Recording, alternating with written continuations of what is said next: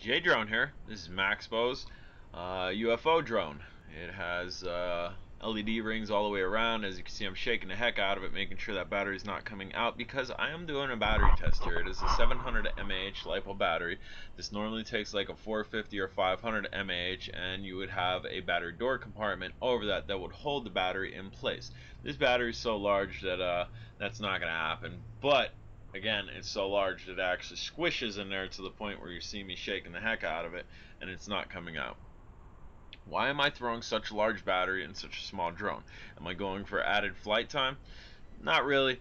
I anticipate this not to get added flight time just because the controller is bigger than this drone.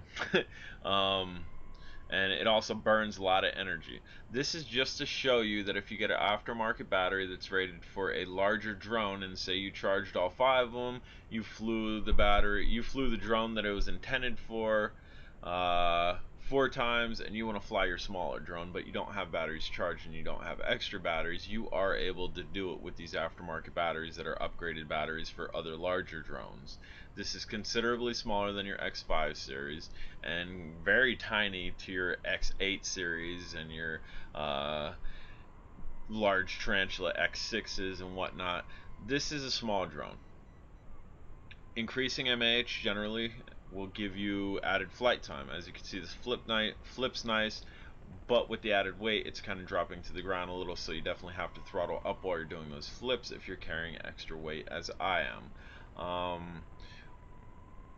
With a drone like this, you have to be very careful that you're not overdoing it. This is probably max. You probably don't want to throw anything heavier than what I have in here, because as you can see, it's kind of lost its thrust and going towards the ground a little bit quicker than it should.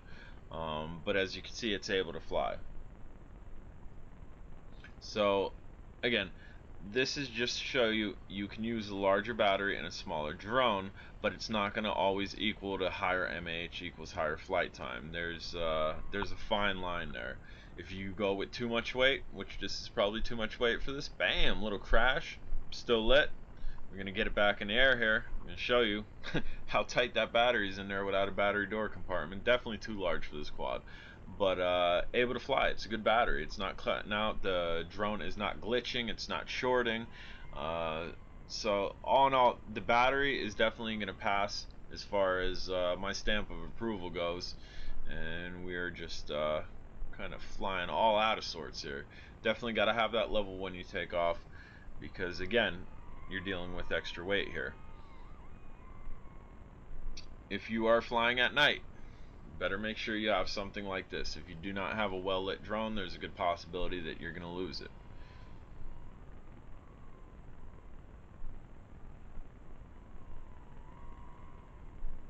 And if you guys are looking for max flight time, figure out the equation. I mean, it's a lot of trial and error, but eventually when you find that sweet spot with the battery, you're going to be pushing 10 to 15 minutes.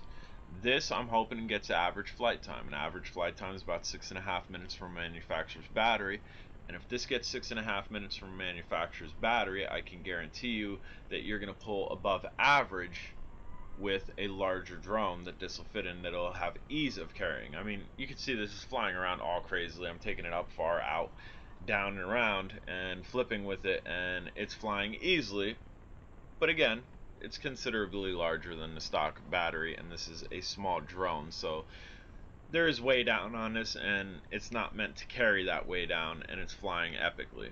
So you get an X5 clone, X8 clone, or the X5 or X8 itself, you're probably going to see added flight time, because those come with a 500 mAh, a 600 mAh, and this would be increased mAh to those, but wouldn't be the way down. You would have zero way down, because they can carry cameras and they can carry added weight with zero issues. This isn't rated to carry a camera. This is rated to carry the stock battery, and that's about it.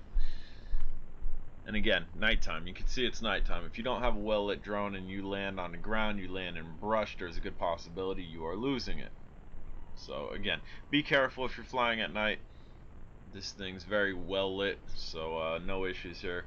But again, this battery, all in all, I'm stamping it. It hasn't cut out once. It hasn't glitched. The drone itself, we're pushing the 6 minute mark here, pushing the 5 minute mark here. I'm sorry. So we get about another minute out of this, and there you go. That's an average flight time with a weighed down flight. So pick this up for what they're selling it for, and you're probably gonna see added flight time. I could almost guarantee you that you're gonna see added flight time. Um, definitely definitely enjoying this flight here. I mean, I've bought aftermarket batteries that have glitched out, that have shorted my drones, and I wasn't too happy with that. This is doing none of the above. You don't see any of my LEDs flickering. You don't see the drone wobbling around because different voltage. Now we're flickering. That's only because that's a low battery warning. With this drone, it will blink and strobe with low battery warning. That has nothing to do with the battery itself, just besides the fact that the battery level is getting low. So when that happens, you're going to want to keep this close to you. You're not going to want to fly too far out, just because you don't know when that's going to cut out. And I'm going to fly it until it hits the ground here to get an accurate flight time. We've passed about 5.5, close to 6 minute mark, so about an average flight time.